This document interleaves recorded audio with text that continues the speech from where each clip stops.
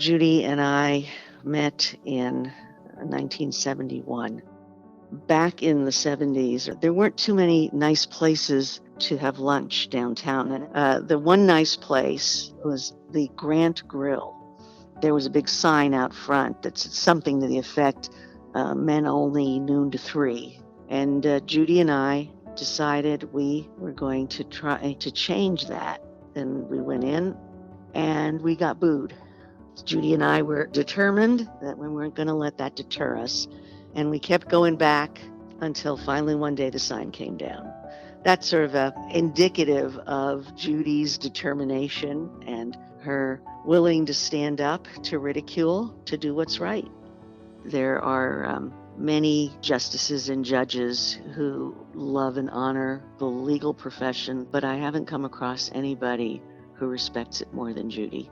She won't use her position, which she has earned the hard way, not even to get a table in a restaurant. We get the worst tables. I'm never going to let her make a reservation again. I've known Judy darn near 20 years. I'd been in private practice, and then when I was appointed to the bench, Judy and another woman judge met with me for lunch and just said, how can we help you be successful? How can we help you transition? But I came to find out she did this for every woman judge. It wasn't just me. She was the third woman judge to the San Diego Superior Court. There just weren't women judges at that period of time. If you look back at her career, her whole career, she has blazed a trail, but she's made sure that it's been open to other women.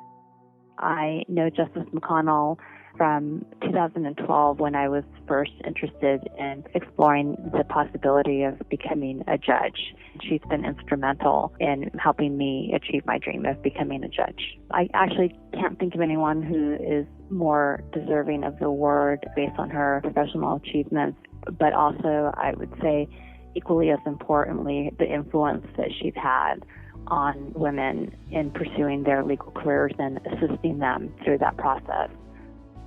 Having served, as you may know already, 23 years on the trial courts and being one of their first female presiding judges, Justice McConnell, I think, is your consummate jurist. She really knows what's happening boots on the ground, and she is respected not only on the bench, but for her outreach in the trial courts and in the legal community to equalize and mentor women. She came up through the law at a time when there weren't a lot of women in the law. So she has lived the experience of being the first and the only in the room. And she's been dissatisfied with being the first and the only in the room. Through all of the work, she still finds time to volunteer. If you look at what she's done, she's a founder of so many organizations that advance social justice, women's issues, equity, equality. And one thing that all of her involvement has in common is that it is to create more voices at the table. She is about giving people opportunity because she believes, I think, the world is a safer, fairer, more just place with it.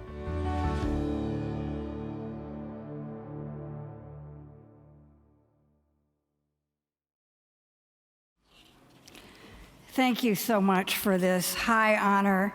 Thank you, Lawyers Club of San Diego. You made Southwest Airlines very rich. Thank you, the National Association of Women Judges, for your support, and California Women Lawyers. I hate to follow Kelly Dermody. I just couldn't believe what a beautiful speech she gave.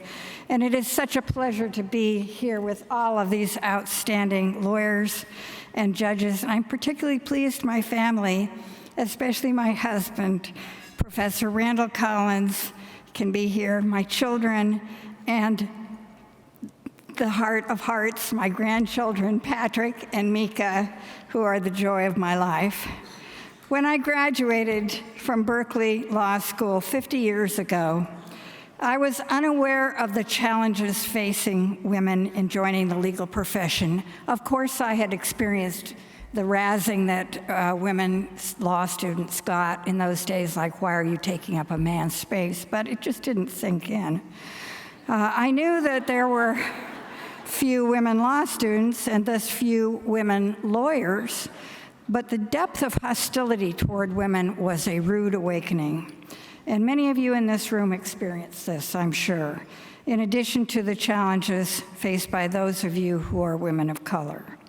With the support of friends and colleagues, we fought to change our world, and bit by bit, we have done so. 42 years ago, I became one of the few women judges in the state. A small group of us from all over the country, under the inspired leadership of Justices Joan Dempsey Klein and Vano Spencer, and also, I might add, Sissy Daughtry, Gladys Kessler, and Christine Durham, who are here, and I'm so pleased that they're here. We formed the National Association of Women Judges in order to promote diversity on the bench, to eliminate bias in the courts.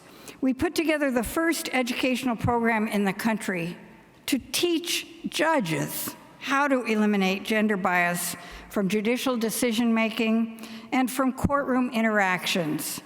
We saw the first, then the second, the third, and the fourth woman join the Supreme Court.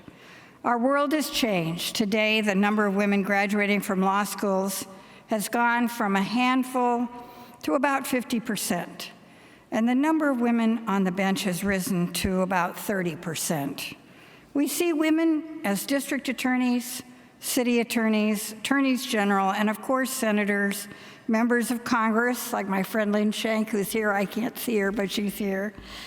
And governors. We have women as chief justices throughout the country. And I still wonder, though, why, after all these years, the percentage of women on the bench remains about 30%. There's been no natural progression in all elements of our profession, since large firm practice is still primarily led by men. Women are hired as new associates, but leave because the life that they find there at a law firm is not what they want for themselves. And the challenges facing those of us who choose to have families are significant. So much remains to be done. Recently, we've seen the rise of the Me Too movement. Some are surprised that complaints of abuse that occurred many years ago had not previously been aired.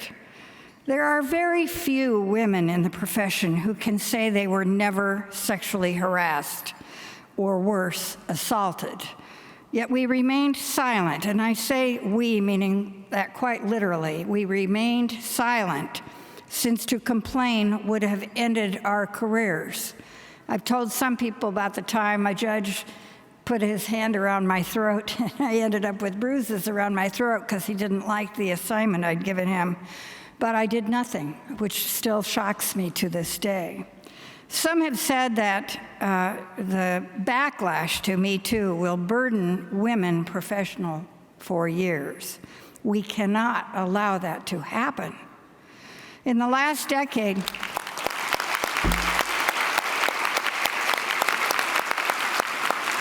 I do think it's up to everyone in this room to make sure that does not happen, that we handle this professionally, ethically, and appropriately so that it does not happen. In the last decade, we've also seen increased attacks on the judiciary, often because of unpopular decisions. Under the leadership of Chief Justice Tani Kantil-Sakauye, we've been working in California to educate the public, and particularly our children, about the third branch of government and the importance of fair and impartial courts. The National Association of Women Judges Informed Voters Project has prepared a brilliant video. By the way, Kelly worked on that with us. And we featured Sandra Day O'Connor, and the video is about the importance of fair and free courts. We're working nationwide to educate the public that courts must remain impartial in order to render the justice we expect from them. And by the way, the civic education is not limited to the courts. We want to educate all about the three branches. People are surprisingly ignorant that there are three branches of government.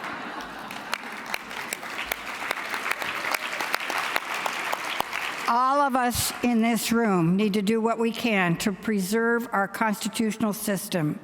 We need to ensure that all members of our community, including our children, appreciate and support the democracy we love. Thank you once again for being here.